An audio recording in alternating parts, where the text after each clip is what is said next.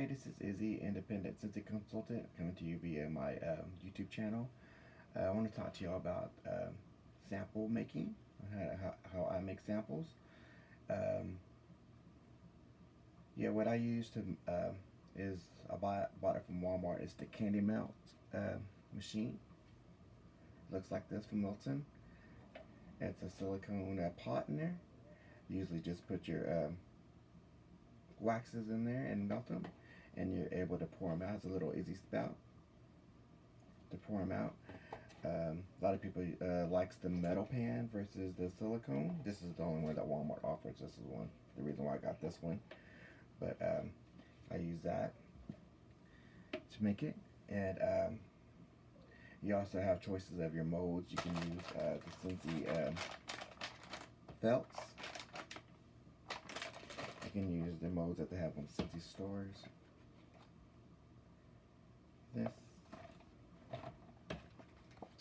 This, and you also can go buy your own at any arts and crafts stores. Different molds. This is like a pumpkin mold here. Festive, you can get this like a Dracula teeth. You know, you can go to any stores and buy any size. Just keep in mind that the depth of them, because you don't want to put too much wax in them. You don't want to overuse your wax when you're making samples.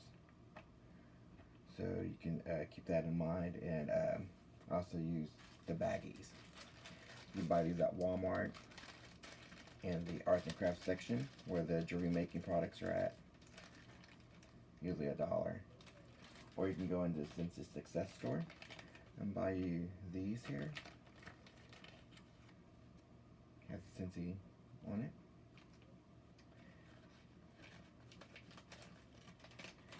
And usually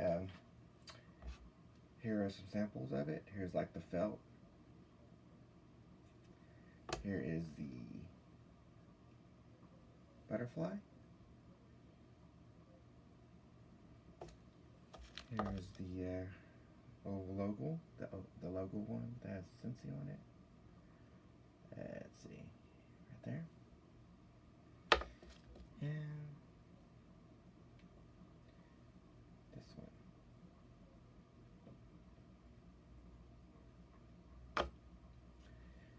So you have those, and I'm also part of this Facebook page called Sample Making, all about samples, and it's pretty much just everything you need to know about sample making. And they also have ways to print off sheets like this that tells you about the products the samples you're putting out there. This is just on a regular white paper. Has a blank space here. You can write out your information or put your sticker on there, or if you have, but you have to have a Google. If you have a Gmail account, you should need to download your Google Drive, so you can download on there. And also have an Avery account, which is also free. You can make that, and these are really easy to make after that, because you can go in and edit it, put your information on there. Like I said, I follow the steps from the Facebook group All About Samples, and they'll tell you step by step how to make them and edit them, and how to navigate through their webpage. And these are just the stock cards, the business cards I made. Using the business cards for it, I can just staple the samples to it. See, and it has my website. Went in there and edited all that in there. You can do that, and it's really easy. I think their standards are a 2x4, and I think it's the Avery number. I didn't have it, but I think it's they'll say 5163, I believe, on the labels. That's the one you want to get, where it's 5263, and it should be able to make the samples make labels like these, where you can peel them off and put them on your plastic bags, or wherever you want to adhere them to. But yeah, I think these, like, this is just on paper. I'll have to cut them out and probably fold them and put them in a bag and hand them out that way. But like I said, if you have the peel off labels, it'd be really easy to do that. Same thing with the business cards here.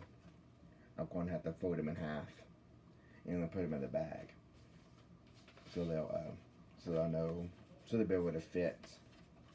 But yeah, that's how I make samples. And easy steps, like I said, if you want to be part of that All About Sample Facebook group, I'll post a link on there so you can get added to the group.